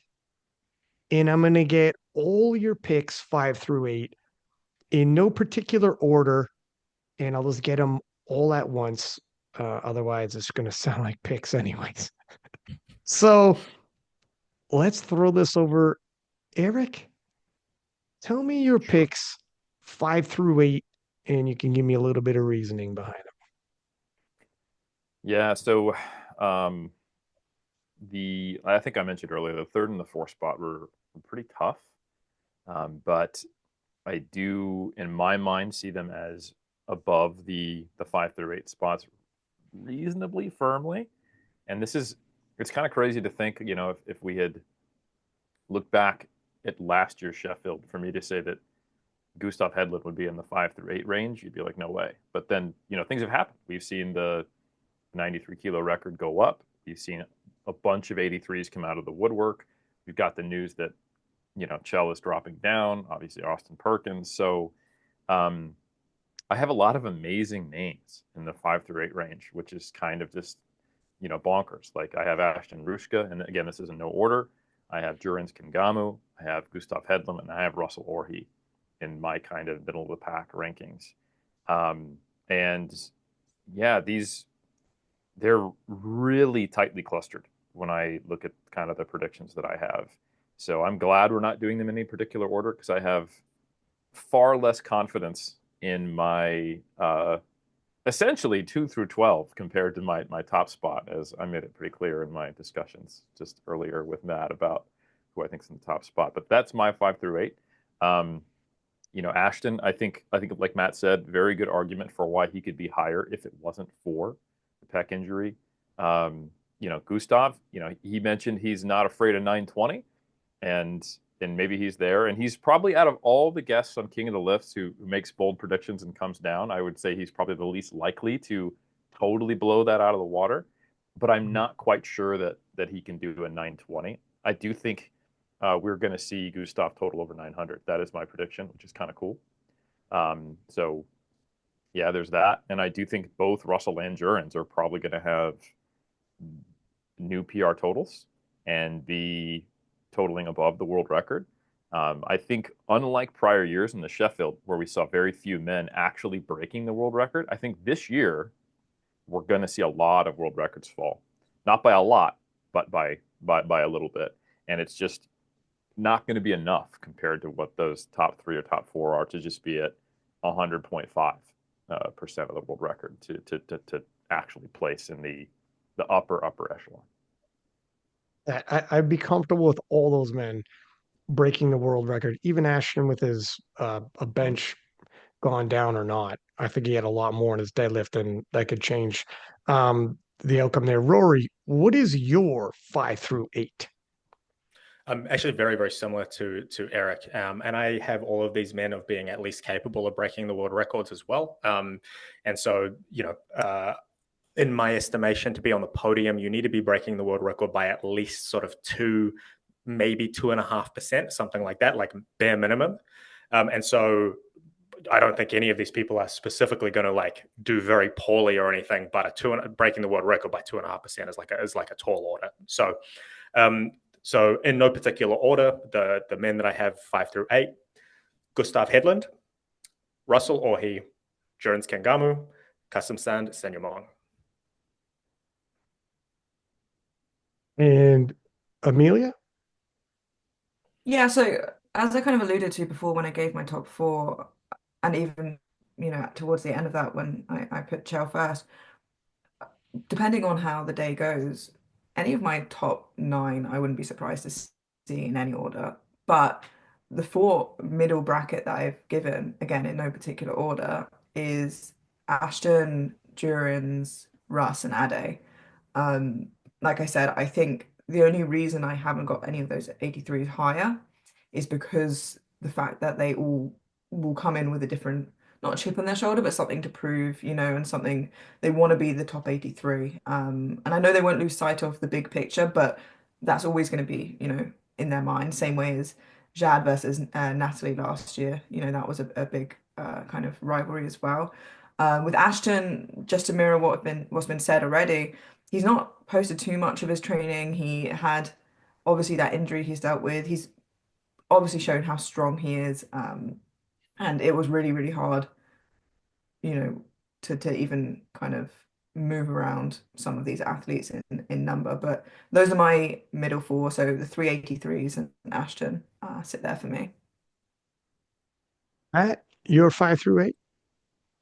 I've got the remaining 83s. So again, in no particular order, Ade and Russ. And then I've got both 93s, Emil and Gustav. And so, yeah, I think Amelia really summarized it quite well. These 5 through 9 and 4 through 9, they're really just difficult picks to make, and we're splitting hairs. And so, but I think one of the things that I looked at was the percentages of breaking the world record that we're anticipating for the top 2. I then just try to extrapolate from there the data, and a similar total that said lifters in that middle pack or bottom pack even would then have to hit to kind of match that, and Gustav last year won Sheffield with what, 0.007 over the world record, was it? I think, because he totaled 895 at Sheffield, and the previous world record was Jonathan Keiko's, I believe, at 888. We're clearly not going to see that this year. It's going to be much, much higher. We're anticipating that. So, but I just can't see the jump over 901 for these 293s that would be required to make the podium. And I think for Ade and Russ, they're running different kinds of races than Jurgens. And so that's why I had Jones above those two. So that's kind of my rationale for that. The middle picks. So both 83s, at Russ, and both 93s. Neil and Gustav. And Matt, I'll throw it to you for 9 through 12 in no particular order. And we Okay, could talk about, yeah, go ahead, Vi. Yeah, so 9 through 12 in no particular order. I'll just go from lightest to heaviest. So Sure. Huascar, I've got Pana and Kasimsan, and I've got Jesus. And so I think if we look at those four lifters, and the reason that I put them in the bottom, if we talk about the two polar opposites in the extremes, when we talk about Huascar, he's got presumably this impending battle coming up with Fedosienko. He's battling against a world record that was set a long time ago, and seems to be this otherworldly world record set by a guy who also has a doping violation. And so there's always that out there kind of in the ether that needs to be considered. And so in Jesus, he's competing against, and look, Huascar's trainings look phenomenal. I mean, it's just been outstanding. And I fully anticipate I'll be coaching Huascar, fully anticipate Huascar to come in full bore, full throttle, and lift very, very well. I just don't know that he's going to be in a position to hit a percentage of a record comparable to these other people. And so that's kind of why I have him in the tier. And then Jesus at the other end of it comes into Sheffield 2023, has this other galactic performance to the likes of something we have never seen, and set the bar for himself so high that it's like for him to even get back to that would be another extraordinary performance. And oh, by the way, he looks a lot lighter, a lot more trim, a lot leaner than he has in the past. And so I think that's clearly going to impact the subtotal. And then when we look at Penna and Kasimsan, again, we talk about these lighter weight classes, these leaner, smaller human beings. And I think their totals get impacted more than those who are in the heavier classes. So I just don't think that they are able to replicate the gym lifts and the stuff that they put on social media to the degree that the other lifters can. And so that's why I think we're going to see more come off of their total. And I'm also going with reliability and those that I think are going to make more attempts rather than fewer attempts. And so that's kind of why, that also plays into my rationale. Eric, what are your thoughts here on your 9 through 12? Pretty similar. Obviously, we know that I had Kasimsan a lot higher, but besides that, those are the same considerations I have. I'm just more thinking of, where Kasimsan was at when he was winning without necessarily needing to go full out, where he's looking at based upon his totals and how much I think he's cutting weight, and that he seems to be on the rise in his trajectory. So, you got to make some of these kind of calls. But yeah, my 9 through 12 in no particular order is Huascar, Jesus, Emil Krastev, and Pana. And I do fully anticipate that pretty much all of them except for Jesus is actually going to have a good day for them. It's just we have to look at the relative field and the relative records that they have. I think Pana will be able to, probably put up the best total that he has or close to it or slightly better. If we kind of look at where he's typically projecting, because he does seem to have higher gym totals prior to competition, probably from that weight cut like Matt was talking about. But he has a little bit more of a kind of a reliable buffer range. Like if you look at where he's at, he's typically 10 to 15 keys over what he does on the platform. So if, Panda does something like 715, 720, that might be where he's at. I don't know if he'll be able to get over that new total, the new world record that Kyoto set. He might be very close. He could. But that, just because of the percentages that you need to get to place higher, that would probably have him in that range. I think kind of a similar story for Emil. I think he could have a very good day. I think he could total over 900, but I don't think he has quite the same ceiling, if I had to guess, as Gustav. And I think it'll be very close, but I think there's going to be maybe only 5 to 7 keys that separate them, but that will create a different space of the whole bracket that the two of the 93s are in. And then Jesus, and everything that Matt said about Wasker, he's going up against the biggest gap because of where Fedosenko was, and he can have a fantastic day. He can total 650, and it's just such a large gap. And I think that's kind of unfortunate because it doesn't paint him in the light that he should be painted in, considering Matt's comments about the history of that record, when it was set, by whom, and in what circumstances. Wasker's on a meteoric rise. It's awesome that he's there, and we're looking forward to that future battle. But I think just because of the math, he's not going to be in a position where he's going to be anywhere else besides that bottom category. And Jesus, yeah, I guess the good news is that he's not looking at someone else's total for, oh damn it, like I couldn't reach that. Like, yeah, like you're still the man, right? And but yeah, his squats have looked challenging lately. And I don't know that he's necessarily got his best squat in him right now. We will see, but I don't think we're going to see any kind of improvement on his best squat. Haven't seen much in the way of benching, and his deadlifts are looking a little soft in the knees. And I just, like there is a narrative, and I'm not saying I necessarily agree with it, that it's easier to pass a lift at Sheffield than it is at other events. I don't think that narrative can stick around. Like, I think that may have been arguable for the first Sheffield. This is a big deal, and oh man, like everyone wants to see these records go, and referees are fallible, the jury is fallible. But I think we're at a point now where this is relatively well established. The records have fallen. The players are the players in play, which is a really odd statement to make, and I don't know why I made it sound that way, but here we are 5 seconds later, and now I'm commentating my own language choices, and I should just move on, but I'm not. And I just don't think he'll be able to get a soft knee big deadlift out. I think he might get stuck with something closer to 400 than maybe the 420, 425 that he's probably hopeful for, unless he can really clean up that technique. So I think we're probably looking at a lower 1100s total for him versus maybe where we'd all like to see him be, just based upon current performances. So that's my rationale for that being kind of the bottom four. And man, it's crazy to say when you've got those four athletes and competing at that level and doing such amazing things, most of them improving on their total, yet being in that position, which just speaks to the caliber of this event and the way it's scored. Rory, let me get your opinion on your 9 through 12. Obviously, Jesus is going to be on there. In 2022, Jesus had that issue where the knees would unlock at the deadlift lockout.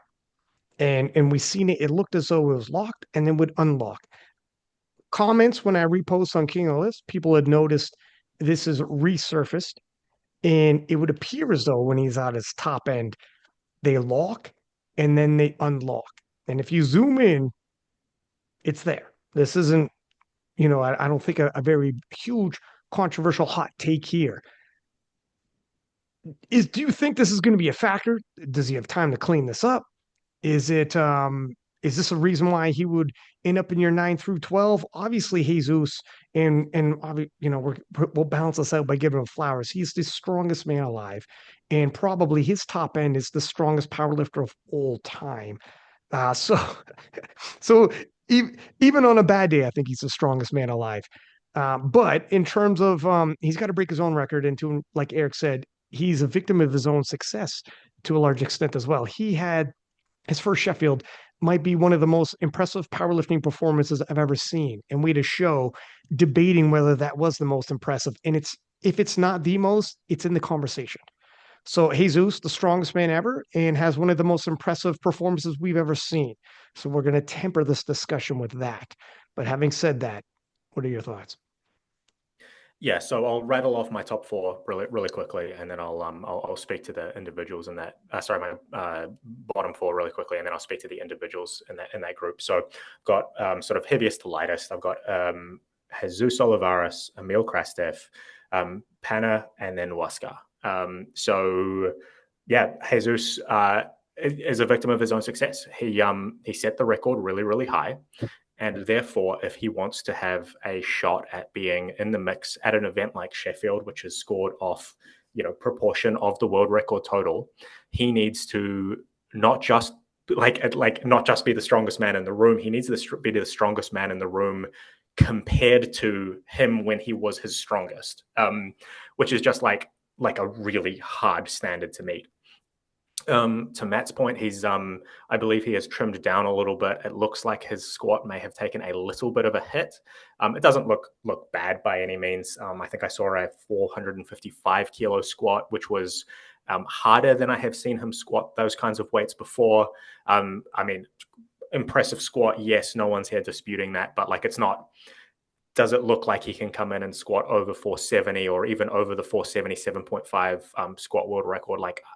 I wouldn't guess so. I haven't seen a lot of bench from him, and his deadlift is that soft lockout thing is back again, and I just don't think that would pass in front of international referees. He's maybe got time to clean it up, maybe, but I think that's the kind of fault that appears when you are picking weights that are too optimistic, right? I don't think that that's a technical fault and that he can just try not to do it and it'll stop happening. I think it's that he's deadlifting. I believe his best competition deadlift is 410, and I start seeing the knee thing happen sort of in the 420 plus range. So is that just a loading thing? Is he just picking a weight that he can't hold properly at lockout for those singles? Maybe. So that's why I've got Jesus in my bottom four. Emil Krastev, I thought he squatted a 310 recently. That was, I think, high. I don't think that would pass in a competition.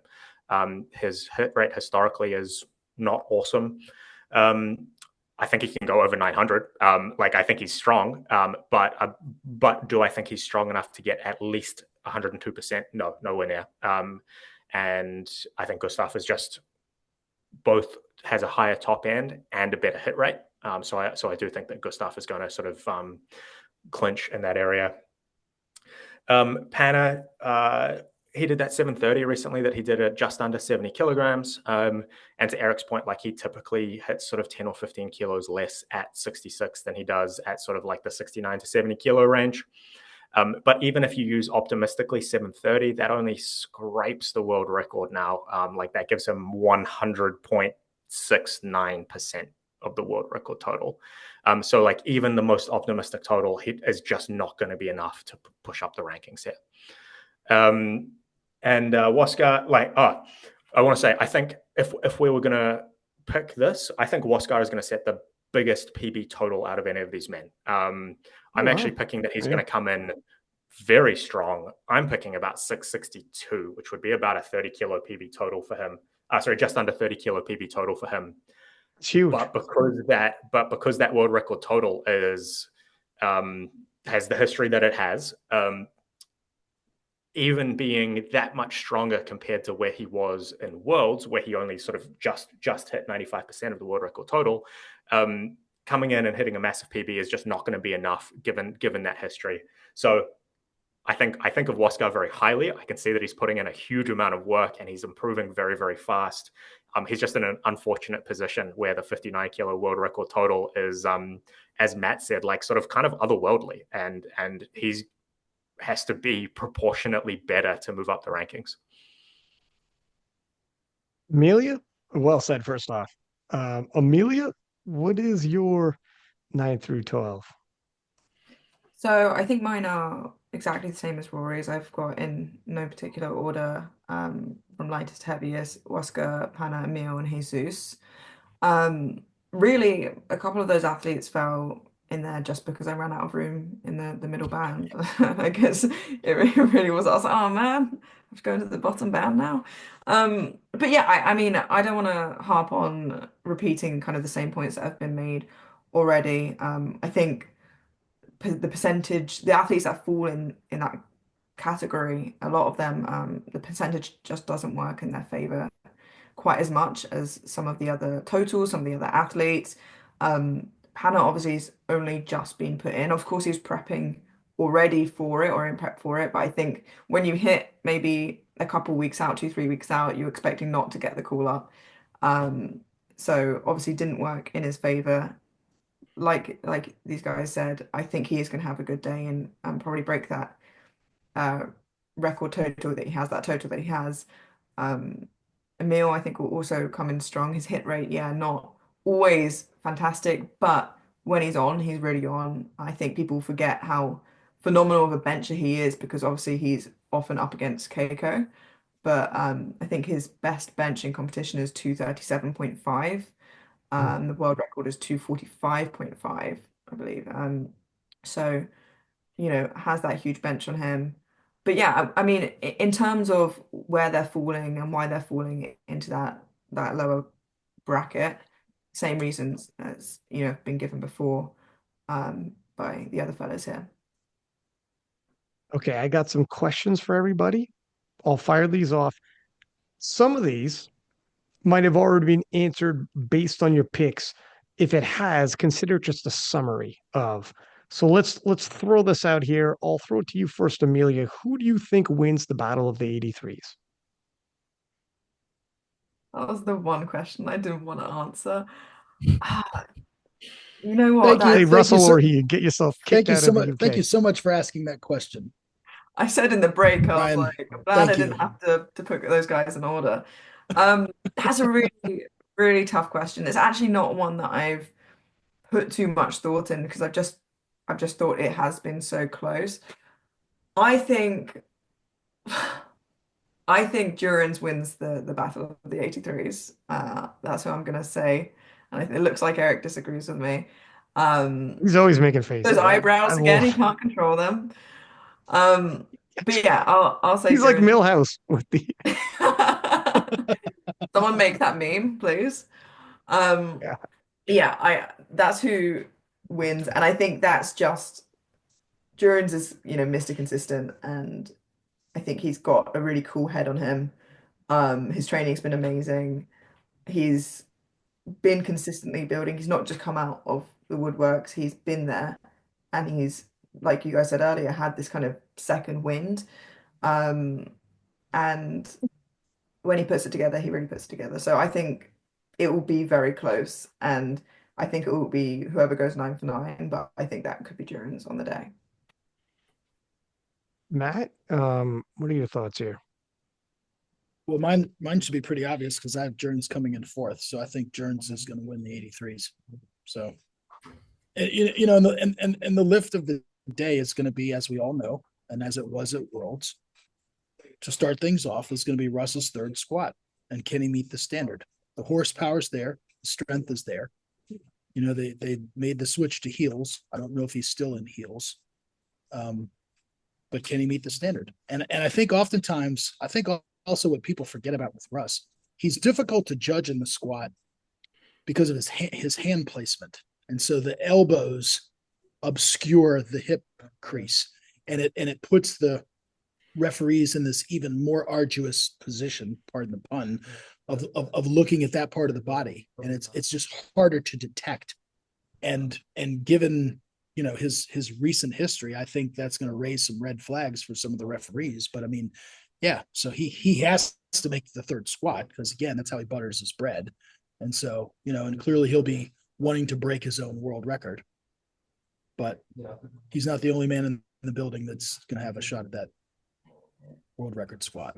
So we'll just leave it there. But I've got Jones winning the 80. Yeah, got Jones winning the 83s. And Let me ask you something real quick before. Do you think Jurgens has a bigger squat on the day? Doesn't mean he has a stronger squat. Interesting enough, as your point, not always a stronger lifter wins. Right. Do you think on the day Jurgens leaves with a heavier squat than Russ? Wow, that's going to be really, man. If Russ makes all three, no.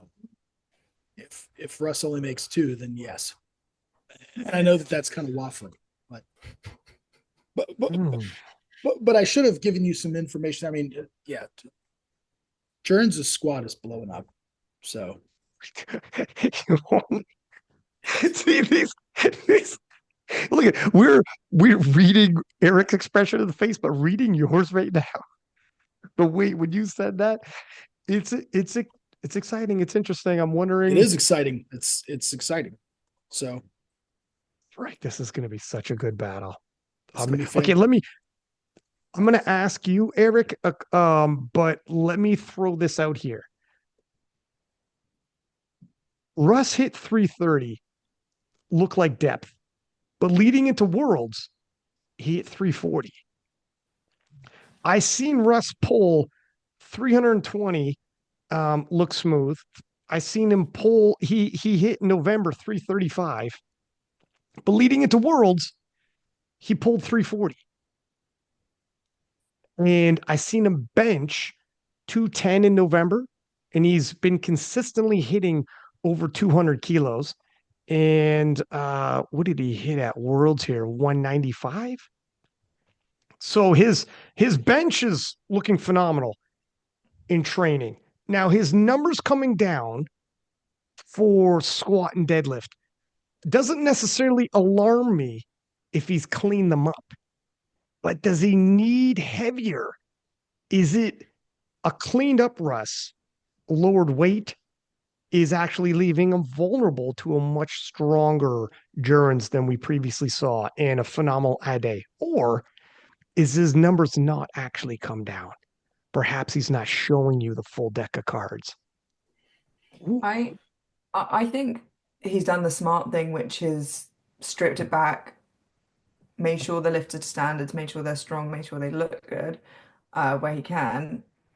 And I don't think necessarily the strength has gone anywhere. It's just going to be a case of displaying that on the day. I think he is looking really strong right now, which is why the battle is going to be so good, because it's not like there is a clear, this person's definitely going to take it. It's not, oh, this person's definitely in the lead of the 83s. It really is splitting hairs, and the same, with a lot of the guys at Sheffield, you could, like you said earlier, put the names in the hat, shake it up, take it out, and it's a believable outcome. Eric, what do you think?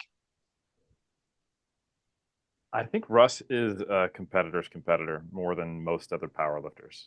And if you guys remember back, and I know, Ryan, you remember this because this is probably one of the most positive memories you have in your entire life of the Gibbs versus Russ Orhey battles, right? And I include that if you end up having a child, it will probably be a close second, the birth of your first child, all those things.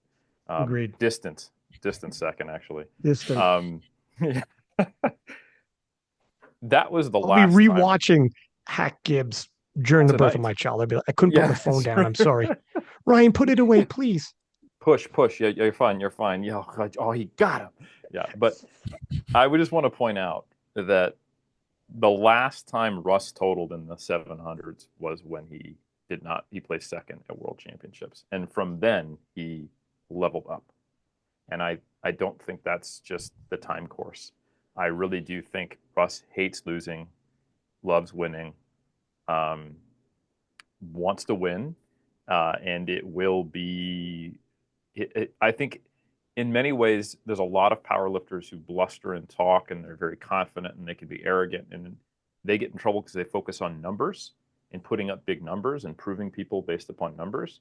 Russ cares more about winning. And I think that will actually work in his favor here. So I think Russ is going to have a good day.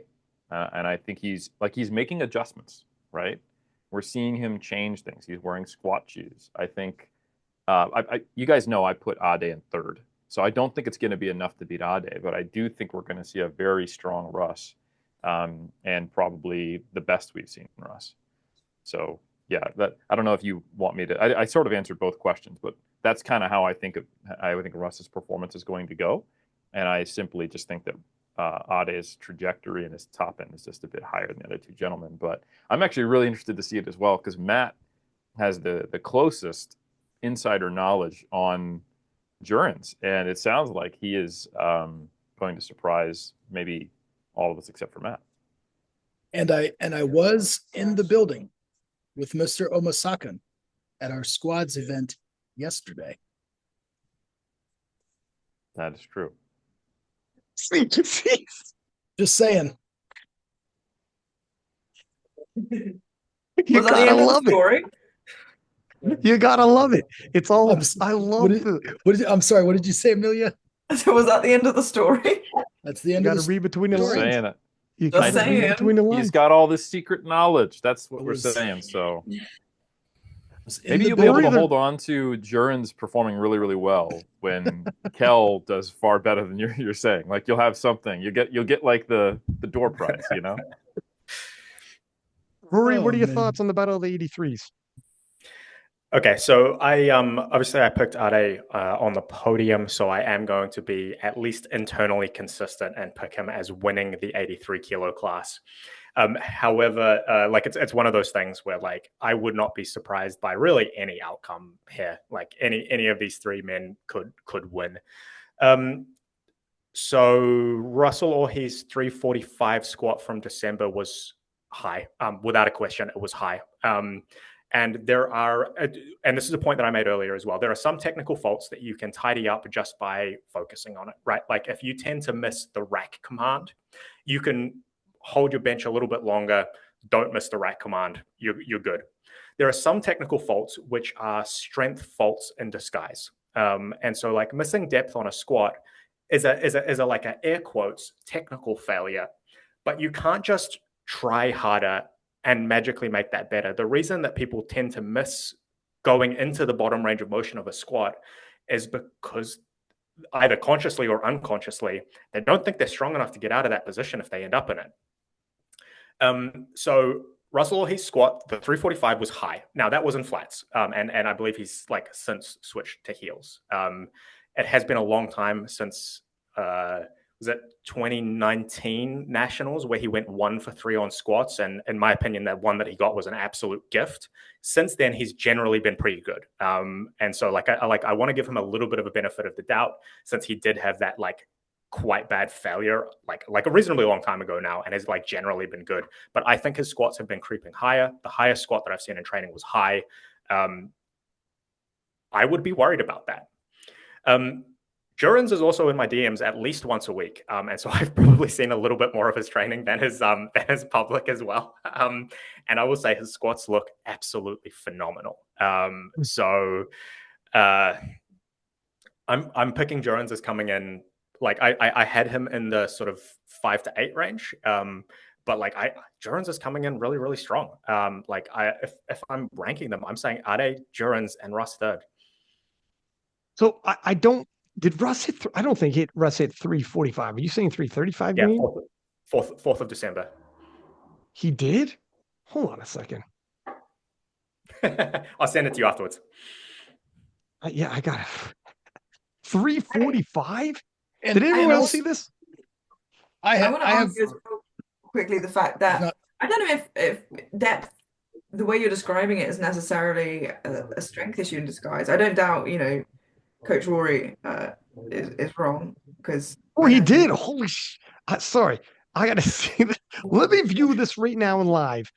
345 by Russell Reed. Let me see right now. I'm taking a look and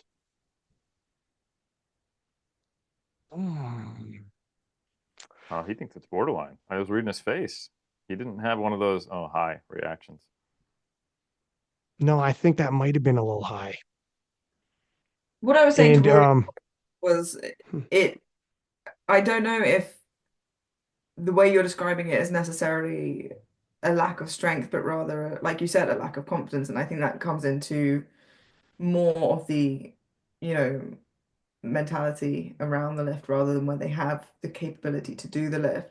So some people can switch that on when they're competing versus when they're not. Some people are platform lifters, some people are training lifters. So, I think it is harder to read for sure. And I'm not saying this about Russ specifically, but just generally, I think it may not be a strength issue. It may be. Coaching is more your forte, the mind is more mine. Eric So did I make a would good argue point that before. side. Eric did make a good point before. Russ, I don't even think it's necessarily that he loves winning, but he hates losing. And so I do think that he will make the right decisions on the day, or he will attempt to make the right decisions on the day.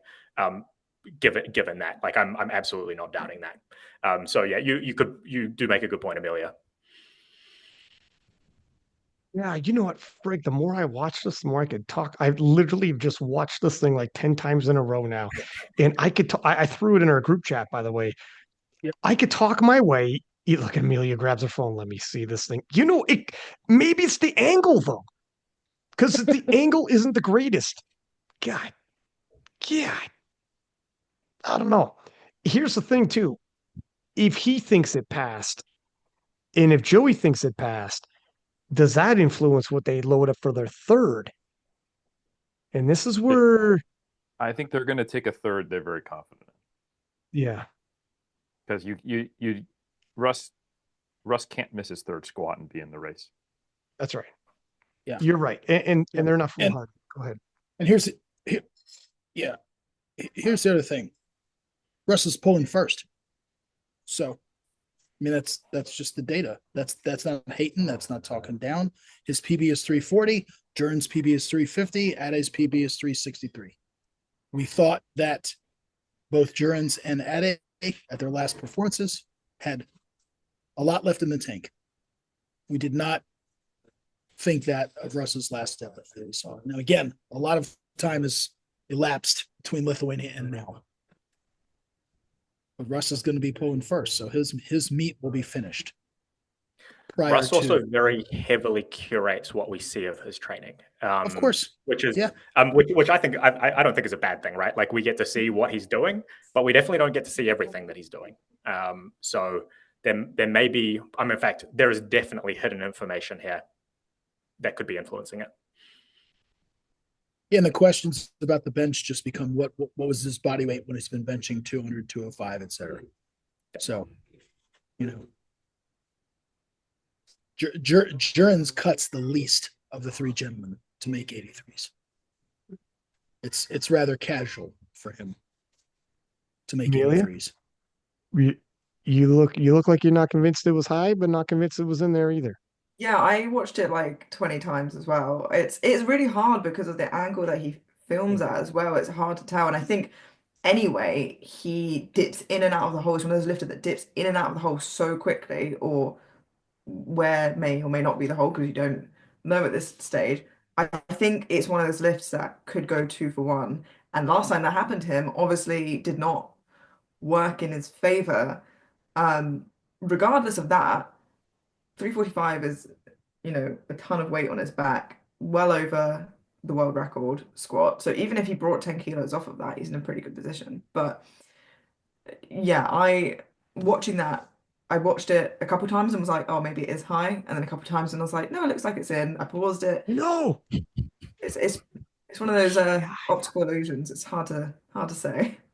I'm glad I'm not a freaking ref. That kind of stuff would kill me. Look, if he hits 345 at Sheffield, it's going to be a whole nother ball game once this thing starts rocking and rolling. That 345 is really going to help him out. Eric, was that thing high or am I high? Very hard to tell, but I also just don't think 345 would be a smart call. Like if you think about where the record is and where his opener will be, and then what the third attempt would be, I wouldn't anticipate they would even attempt 345. I would think that is too risky, and it doesn't make sense for the other numbers. It's so hard because he does have that not huge disadvantage versus Jones because Ade obviously is a huge puller. Jones is very well rounded. I mean, in the grand scheme of things, they're all very well rounded, but I think it's hard because he does need to hedge what can I realistically hit depth with on that third and get successfully to put myself in a good enough position to not have to pull that extra weight and then wait and see with deadlift, Jones and Ade deadlifting afterwards. So I think that for Russell particularly is going to be really, really challenging because it could go either way. Yeah, it's such I a also don't difficult. think you want to blow. You also don't want to ride it so close that like if he grinds the crap out of his third squat, he's also going to have some kilos come off his deadlift. So in my mind, coaching handling, if if 345s is borderline because you might cut depth because you're not strong enough, I want to get the heaviest for sure squat, something like 337, or something like that, 340, somewhere in that range at most. And then make sure they can still put up a pretty good deadlift and then let other people miss, Yeah. Because like we talked about, all the 83s they're going to be going gangbusters. And I think, I don't, Joey might be, but I don't think Russ is attached to any specific numbers. I think he is, like I've mentioned, he doesn't want to lose and he wants to put himself in a really good position to win. So I think there'll be more. I think there should be, and there is certainly the motivation that I could argue that there'll be more sobering attempt selections on Russ's part that will be probably more tactical. This is going to be absolutely dynamite to watch. It's so close. It's such a good battle. These guys are so strong. To see this is going to be something else. Um, in the battle of the 93s, it sounded like unanimously everyone was leaning towards Gustav. Did we have a member of this panel leaning towards Emil? Matt, tell me why. Yep. Given his performance at Worlds, I mean, he was a deadlift away from a 905 total. Mm-hmm. And I think if there's anybody who left that competition with a sour taste in his mouth, it's Emil Krastev. And I think he's got a chip. I think he'll have a chip on his shoulder and he'll want to come in and prove to everybody that he's as strong as we've seen him to be in these training clubs. And I don't think he'll go for Kaiko's bench record. I think Kedrick will reel him in there. I think they'll be smart. They'll be chasing a total.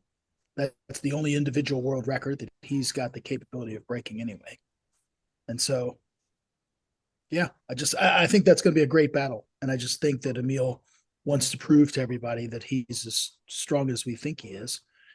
And to Rory's point, and Rory makes a good point, statistically, excuse me, Gustav has a tendency to make more attempts.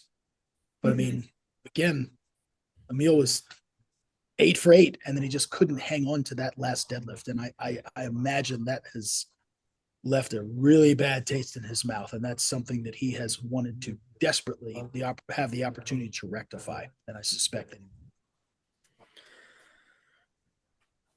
I am trying to think, Matt, if Emil Krastev has ever done a total that represents what he is capable of, because I agree. I think he's capable of 900s. I think he did that. He did a 905 training total before Worlds. At Worlds, he was, as you say, one deadlift away from 905. I'm trying to think if there's ever been a time where he has lived up to his potential, which I think is further to your point about having a chip on his shoulder. I don't think he has a chip on his shoulder. He's got like 4 or 5 at this point.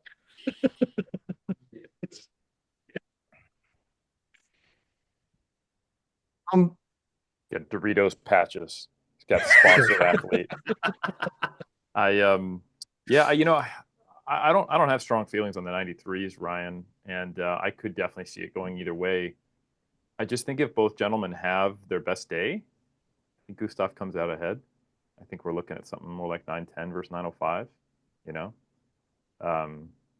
But, I mean, honestly, you miss one lift, and it's the other person's, So, and there's a good possibility they could both miss one lift, So I think it's very tough to call this one. So even though it seems like we all disagree with Matt on this, I don't think... Well, I won't say that I have strong feelings about Gustav being ahead. I think it could easily go the other way. Yeah, I have Gustav ahead, but I don't have him ahead by a lot. It's, that could be a coin flip on that. He's got the slightly bigger deadlift. He's got the slightly higher hit rate. That's enough for me to say that I've got him ahead. But, man, he has a bad day on bench. That's easily 5 kilos gone. Everybody here, I want to ask about the 66s, but omit Shell because it's a whole other discussion that we got into. But let me ask about the 66s. Everybody here has Kasim Sand over Penna based off of your picks. Is that right? No, I'm correct on that, right? Because I wrote down all your picks. All right. Matt, can you steel man case Penna winning in the battle of 66s between him and Kasim Stand? Because he's Penna. and and Yep. and and I, and I mean that in the most respect and the most complimentary way, right? If you want me to steel man that case, I mean this guy literally spoke it into existence that he was going to make it into this competition, and as Mo said, was the very top comment on that wild card announcement. The universe delivered, and because of that, and because he's overcome what many have thought have been these insurmountable odds and situations. He's just the fighter's fighter. He's just got that fighter spirit and that champion's heart. And so that you know what? I honestly, when he said because he's Penna, this is the guy nominated fourth. Yep. And literally on the Kingless podcast goes, I'm gonna win. I'm winning. And I told my father, my ailing father fighting cancer, I'm gonna win this for you. And my father's coming to watch. And I remember my reaction was, holy shit, Penna. That's still I felt ways about it. You're nominated fourth. You're not even nominated to make the podium. Kasim Sam was there, by the way. And Penna's like, all in, no, the stars are gonna align for me. And Penna won. And he's done this before. And then even to get into Sheffield, he said, he came on the Kingless podcast and said, I think it's destiny. I'm gonna lift there. I'm gonna be a Sheffield and I'm gonna lift. It's destiny. It's written in the stars. And here we freaking are. And you're right. If anything, if anybody, there's any one particular lifter, it's like, yeah, because he's Penna. Sometimes he wins these against Kyoto at last Sheffield. Somehow, despite being the world champ, he was the underdog on all the polls. And people said Kyoto was going to beat Penna head up, and Penna won that showdown again. He wins when people don't expect him to win. Eric, what are your thoughts on that? Can you concur? You got anything to add on? Yeah, like he kind of loses big, he wins big, and I think that speaks to that he can defy the odds. And I think a lot of this does come down to it is tough to make weight at the like Penna's shredded, like he is. I've hung out with him, I trained with him, I posed with him. Like, guy walks around diced and he makes weight, and I think that is mentally challenging. And I think that's why we see that pretty kind of predictable gap between his top end just right around 69 and then his top end at 66. But because a big part of that's mental, and because Penna is who he is, and he has the biggest heart of arguably anybody, when he is able to rally that, and if his body has it in him, he can sometimes surprise us. Coming back and making lifts that were like, no way he comes back and makes that after that miss. And you're like, okay, I don't know how that happened, but he did, and he's so grindy. And he has just this unwavering champion's mindset and belief that I think if he's in a position where it's physically possible, and it might not be mentally possible for other athletes, you better bet that there's like Hail Marys are called Hail Marys for a reason. And you could argue that maybe you shouldn't have to throw so many Hail Marys, or that's not a good thing. But the fact that he can, and he often does get Hail Marys into the end zone, is just something you can't forget when Penna is lifting. So I would agree. I think that's a good characterization that Matt made. I think that's right on the money too. Part of the reason why people love Penna, he swings for the fences, and he's either gonna hit that ball out of the park or fall right on his face, but he's gonna swing. And he's gone to world championships in fifth, right off the podium, and he's gone to the very next world championships and won. And the championship before that, he won. And sandwich right in between, he was in fifth place and bombed out of Euros. Like, he's just that, he can be that guy. Obviously, the last world championships, Tide lost on body weight, so that was close. But he can be all over the place, and that's part of the excitement. That's part of you never know when Penna steps in. That's why it's fun that he's at this Sheffield. All right, listen, we crushed this. Is there any other notes that I'm omitting that anybody wants to throw out there? I know we've been talking for, what did we start at here? Like getting close to 3 hours or so. We took a pee break in there, but at least 2.5 of content. Is there any other notes someone wants to throw out there? All righty then. While everybody listening, as per usual, please do subscribe, give us high ratings, and don't forget, listen to the women's preview show where we'll give our picks, we'll talk about the battles, and all the major discussion points. Until next time, six pack Lapadat, six up, and we are out.